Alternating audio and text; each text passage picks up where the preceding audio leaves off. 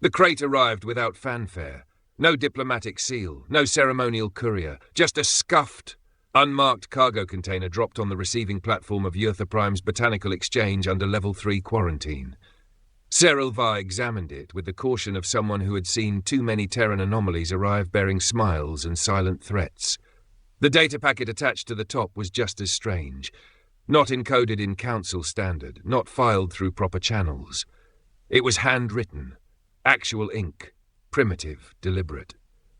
We call them Ironhearts from Carthis 9. Thought you'd find this interesting.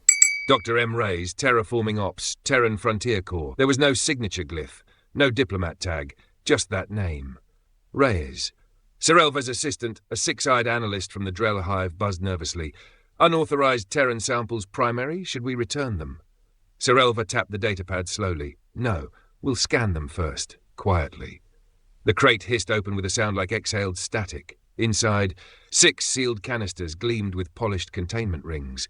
Within each, a single plant, short, red-stemmed, violet-petaled, floated in stasis, its roots wrapped in dark, grainy soil. Earth and flora typically coiled in corkscrews or floated as mist spores. This thing looked hard, dense, built to survive a world that didn't want it. She blinked. Run a baseline toxin scan. One of the lab drones chirped and ran a spectral sweep. Results appeared. Host soil sample. Carthis 9, a Class 9 Deathworld. Toxicity, 4.8x Council Standard lethal threshold. Plant viability, 100%. Photosynthetic activity, stable. Additional anomaly, soil detoxification in progress. Serylvar narrowed her eyes. Detoxification? Her assistant leaned in. Primary, the plant is converting heavy metals into silicate dust. It's neutralizing the toxins. That's impossible. Apparently it's not. The flower shifted slightly under the scanner light as though hearing them. 3 rotations later, word leaked. Not from Serylvar's team, but from a second lab on Marinth Station, where another sample had been borrowed for comparative testing. It grew, quickly, in local rock even. Soon after, Council factions began demanding to see the full analysis. Then came the denials, the accusations, and the fear. Let me see if I understand this correctly, barked Councillor Threx of the Jarn Dominion during the emergency xenobotany session. Humans have bred a flora species capable of terraforming toxic soil, and they sent it to us as a gift? Serylvar stood motionless in the center of the council chamber, her robe flowing like ink in still water. They did not breed it.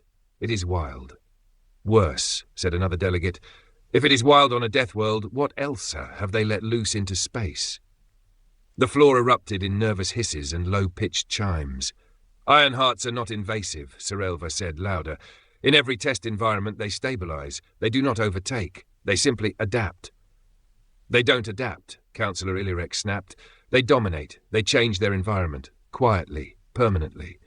Serylvar considered her next words carefully. There is no evidence of aggression. Only survival. No one liked that word.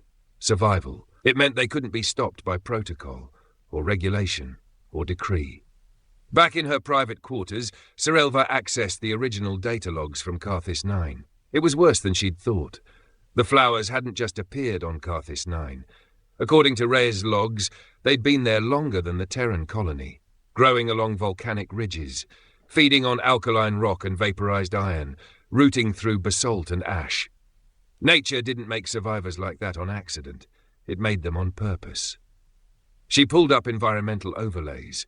Over the last 12 years, local toxicity around the colonies had dropped by 17%. Flora diversity had increased 5-fold. Fungal blooms had returned to the high plateaus. Precipitation had changed color. Carthis 9 wasn't just a death world anymore. It was evolving, and the Ironhearts were leading the charge. Serylvar sent a single message query to Earth through diplomatic backchannels. What exactly are you cultivating out there? The reply came 27 minutes later. We're not cultivating. We're surviving. The flowers are just better at it than we are. By the end of the cycle, 3 more colonies reported spontaneous Ironheart growth. No Terran crate involved, no official seeding, just spores carried by wind, water, or ship hull. They didn't just grow in Deathworld conditions. They thrived in non-native atmospheres, saline marshes, acid-heavy gravestone zones, deep-crust fungal fields, and they did more than detoxify. They made other things grow. The Eartha Botanical Council called an emergency conclave. Every member showed up in person. A hologram of the flower floated at the center of the round table, slowly rotating, glowing with inner heat. The leading exobotanist spoke first. This is not a gift. This is a revolution. Serelva stared at the bloom. Not hostile, not engineered, but not passive either. It changed the rules of colonization. It upended entire planetary classifications, and it came from the species no one trusted. Terrans, Deathworlders, humans. The ones who always smiled with one hand while building a contingency with the other. She touched the glass panel and whispered to herself, "What else is Earth growing?" The first embargo came from the Draxan hegemony. Effective immediately, all Terran botanical materials, synthetic, natural, or otherwise, are classified as invasive hazards under Article 4.7.3 of Interstellar Environmental Law. All incoming vessels from Earth are to be scanned, quarantined, and, if necessary, turned away. It didn't stop there. Within 3 rotations, 7 major trade federations followed. Cargo from Terran colonies was rerouted. Ships were held at border stations for days, then weeks. Terran goods, once the engine of fringe sector economies, became contraband. And all because of a flower. Ironhearts had bloomed on 16 separate worlds. None of them had been seeded officially. No shipments recorded, no lab tags, just spontaneous appearances in environments no native species could tolerate. Plasma-scoured moons, methane-rich valleys, cobalt deserts. Some called it a miracle. Most called it a threat. On Eartha Prime, Serelva sat in the observation chamber's northern dome, watching a small, carefully contained Ironheart sprout under council-certified soil domes. A team of xenobotanists hovered in sterilized suits around it. It had already doubled in size, in 5 days. She looked down at her datapad. Council summaries poured in fast, panicked, politicized. Memo Terran Bioweapons Division. Unknown if Ironhearts evolved naturally or were gene-tailored to simulate adaptation. Suggest ban on all Deathworld flora until further analysis. Allied Agronomic Alliance. Public trust in Terran biotech dropping. Suggest recalling Terran-rooted crop variants. Memo, Krolan Deep Network. This is how they take planets, quietly, through roots. She sighed. The last line wasn't science. It was fear. But it was spreading faster than the spores. Councillor Threx appeared again on the Holoforum, now backed by 5 aligned systems. His rhetoric had shifted from cautious concern to outright condemnation. Humanity is evolving alongside hostile ecosystems. What happens when they evolve beyond control? These Ironhearts, they don't just grow, they rewrite the environment. His voice deepened. His eyes locked into the lens. This is the beginning of Deathworld colonization, not through force, through biology. That line echoed across galactic netcasts, shared, reposted, recycled. Deathworld colonization. Serelva had to admit it sounded terrifying. But was it true? She replayed Rise's voice message again in her private quarters. We didn't engineer them. Honestly, I think they engineered us. The longer we live near them, the more we understand how much we've misunderstood survival. She didn't know what disturbed her more, that he believed that, or that it made sense. The tipping point came 12 days later. A cargo vessel en route from Rofen 4 exploded mid-docking sequence. No hostiles. No weapons fire, just detonation. The investigation showed a fungal bloom had overtaken the cargo bay. Spores. Ironheart adjacent. Not identical, but close. Panic was immediate. Council Spaceport Authority moved fast. A new protocol was deployed across 3 sectors. Scan all vessels for unknown spores. Any trace, full quarantine. Repeat offenders, detainment or destruction. Overnight, Terran ships became high-risk vectors, and Earth went silent. No denials, no statements, no outrage, just silence, which only made it worse. Kala Dren, director of the Exoplanetary Biosafety Institute, White, made his own broadcast. This is not about aggression. It's about biological drift. The universe is not static. Terrans have learned to live where no one else can, and now so have their plants. The question isn't if this spreads, it's whether we let it happen without understanding the consequences. He paused. Because some species evolve claws, others evolve teeth. But Earth? Earth evolved roots. Back on Eartha Prime, Serelva found her office surrounded by armed biosecurity. Is this really necessary? She asked, raising a brow. A security captain, Jorik Vel, nodded curtly. Council order. You're in possession of an uncontained Terran organism. Until further notice, your research is restricted." She exhaled sharply. "This is reactionary madness. It's one plant in a sealed dome." Jorik didn't blink. One plant started this entire storm. She didn't argue. She simply walked past him and entered the dome. The Ironheart was blooming again. 3 more buds this time. Its roots had split the containment pot and spread beneath the observation deck's surface. She called it growing. The Council would call it a breach. That night, she made a decision. She uploaded the entire genetic sequence of the Ironheart sample to the Deep Archive, a secure open-source server used by fringe scientists and xenospecialists, encrypted but traceable. And then she triggered a private data burst to raise his last known relay station. You were right. They're not afraid of flowers. They're afraid of what they mean. Somewhere across slipspace a reply pinged back 4 hours later. Of course they are. No empire fears a sword. But a seed can survive anything. By cycle's end, 46 planetary systems had registered Ironheart contact. Not officially, not publicly, but the spores were out, and no one could stop them now. Not with fire, not with fear, not even with law. Because for every world that banned them, another world needed them.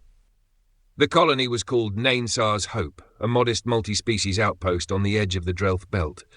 It sat on a marginally habitable world, cold, brittle air, acidic rainfall, and magnetic storms that disrupted long-range comms every 6 hours. Not a Deathworld, yet close enough to earn hazard pay. That morning, everything seemed normal, until the trees started blooming, and Nainsar had never had trees. The first report came from a mining team excavating east of the hydro farms. They radioed in, panicked voices, scrambled video feeds. Red stems, hundreds of them. They weren't here yesterday. Something's coming out of the acid bed. One of the feeds showed a jagged scar in the soil. The earth cracked open like a dry scab. From it, twisting stalks rose, vivid crimson, purple vein, too symmetrical to be native. The flowers opened under sulfuric sky. Ironhearts. Council rapid response teams arrived 12 hours later. They expected contamination. What they found was transformation. The topsoil, formerly uninhabitable, had become loamy and rich with bioactivity. Acid levels dropped. Water tested drinkable. The temperature had climbed 3 degrees. The central blossom, over 10 feet high, pulsed like it had a heartbeat. It was surrounded by a ring of humming wildlife. Not imported. Not native. New. Evolved. Birthed in response. Back on Earth Prime, Serilvar stood at the hollow podium, facing the Council's security tribunal. Councillor Threx wasted no time. "You still defend them, Primary Serilvar, after this terraforming incident?" She didn't blink. What happened on Nainsar wasn't a weapon. It was adaptation. Semantics don't comfort the dead. There were no casualties. For now. He slammed a talon against the desk. Terraforming is a sovereign act. It rewrites ecosystems. Civilizations are built around predictable biospheres, and now, thanks to humans, that foundation is fracturing. Another delegate chimed in. Today a colony, tomorrow a core world. Where does it stop? Silver's voice lowered. It stops when we learn to understand it, or when it decides to grow over us. Silence. No one wanted to hear that. Dr. Reyes responded to a direct summons days later, not with a visit, but with a transmission, encrypted, scarred with flare static, voice only. We didn't send the Nainsar seed. We didn't send anything. The Ironhearts travel on their own. Wind, radiation belts, protein signatures, they drift. She paused. They don't obey us. They aren't ours. We were just the first to survive where they live. A longer pause. If you're scared, maybe you should be. But not of us. Be scared of a galaxy that only fears things that grow. Council Command classified the message immediately, but the message had already leaked, and the galaxy did exactly what it always did when confronted by something it couldn't control. It prepared for war.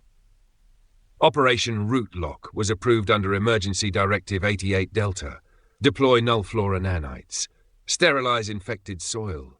Block all Terran access to post-contact worlds. Issue arrest warrants for unauthorized Terran biotech personnel. The first deployment was on a moon called Cheeksiel Cora, a mining satellite near the edge of Union space.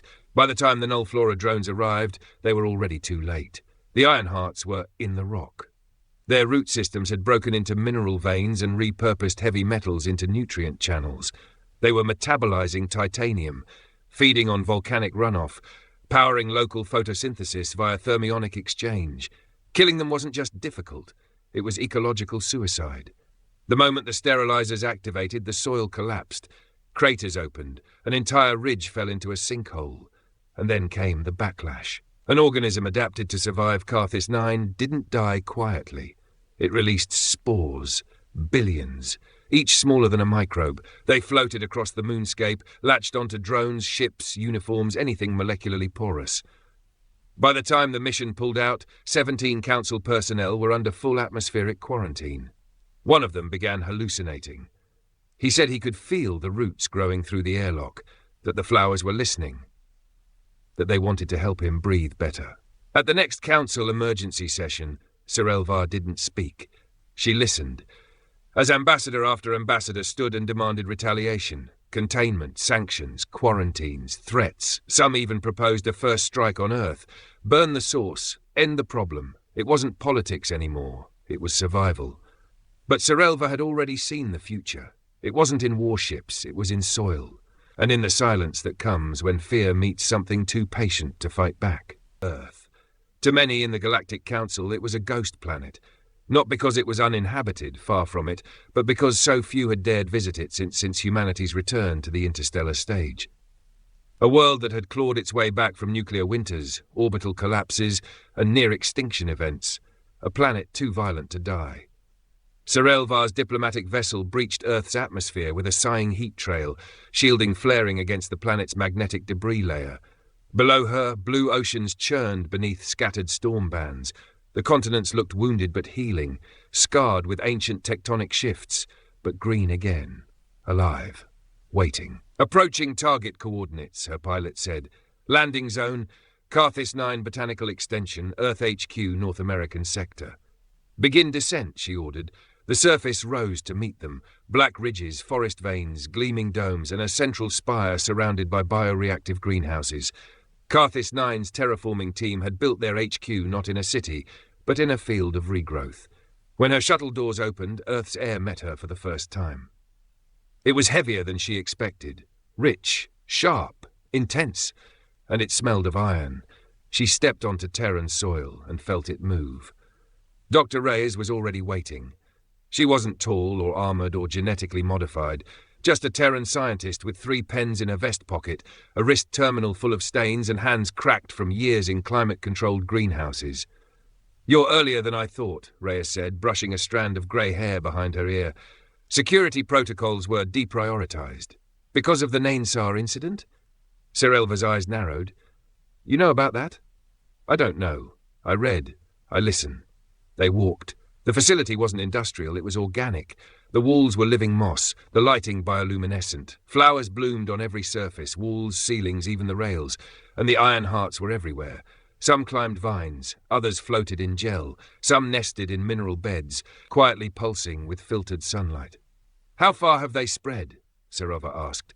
Reyes didn't answer immediately. She led her to a chamber deeper in the facility, part lab, part vault. The door required a dual-hand biometric scan and an oxygen flush. Inside, a hologram flickered on. It was a map, a star field, and across it, thousands of tiny red nodes blinked. Serelva's breath caught. These are confirmed Ironheart colonies? Confirmed or likely, Reyes said softly. Based on ecological signals, soil radiation, nutrient shifts, we believe many of them weren't seeded intentionally. They just found a way. This many, Serelva whispered. They're not fast, Reyes said, but they're patient, like us. She leaned in. They don't invade, Ambassador. They coexist. They turn death into growth. Serelva stared at the glowing map. A whisper of fear brushed her thoughts. Not fear of attack, fear of irrelevance. Later, they walked through a greenhouse filled with controlled Deathworld simulations, microclimates seeded with Ironheart colonies. Reyes gestured to a volcanic core chamber. This one mimics the ash fields of Carthus 9. These plants should have died months ago. Instead, they bloom stronger every day. Serelvar peered into the chamber. The flowers didn't just survive, they altered the landscape.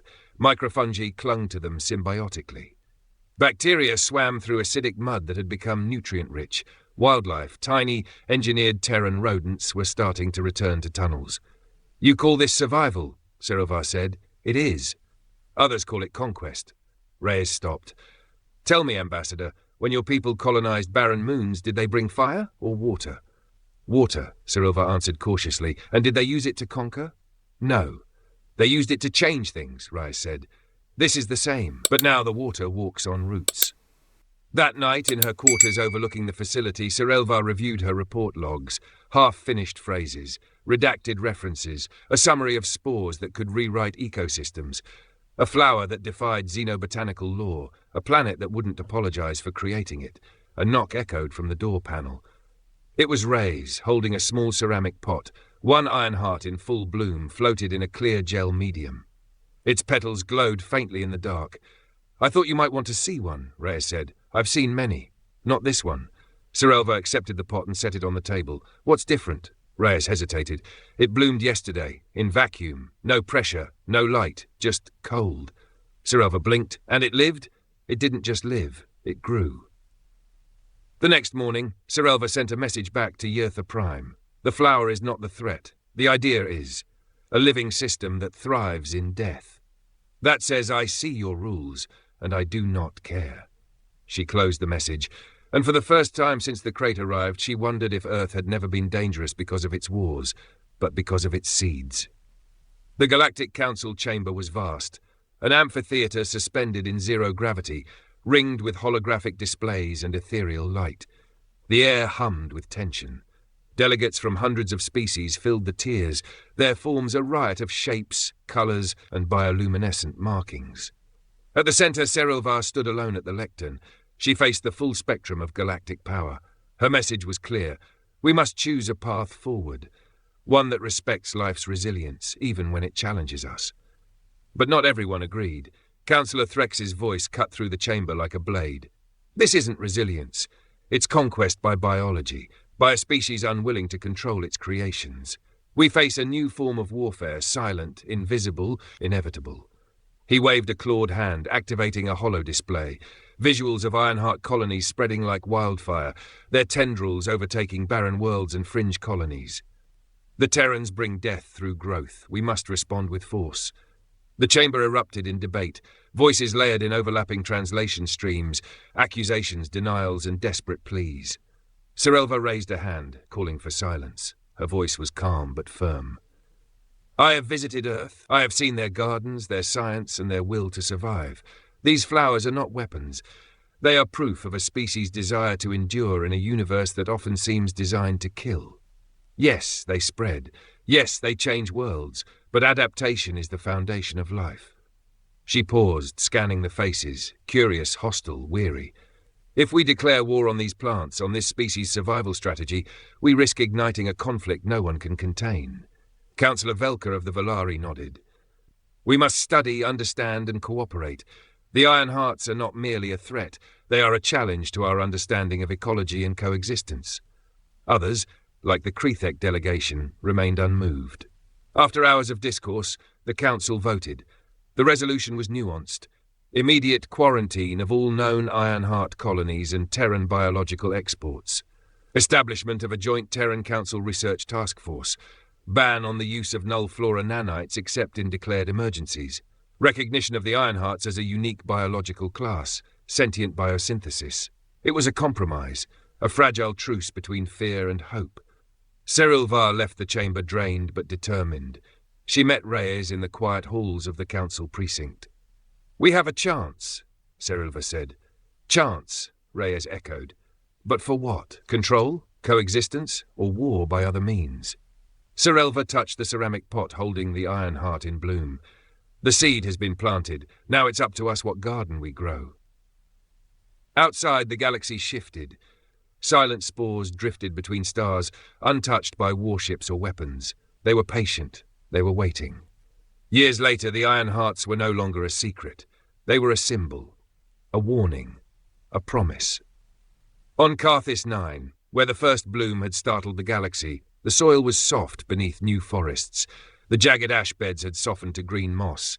Small creatures, descendants of engineered rodents, scurried beneath a canopy no one could have imagined. Serovar returned, this time not as an ambassador, but as a visitor to a new world. She walked beneath the towering ironhearts, their crimson petals catching faint light from a sun that had watched centuries of change. Each bloom pulsed faintly with a bioelectric heartbeat, a reminder that life was never still. She knelt beside one, touching the petals. They shimmered, almost sentient. She whispered, "You have changed us, maybe for better or worse." Back in the Galactic Council chambers, debates about the Ironhearts had quieted, not because the threat had disappeared, but because it had transformed.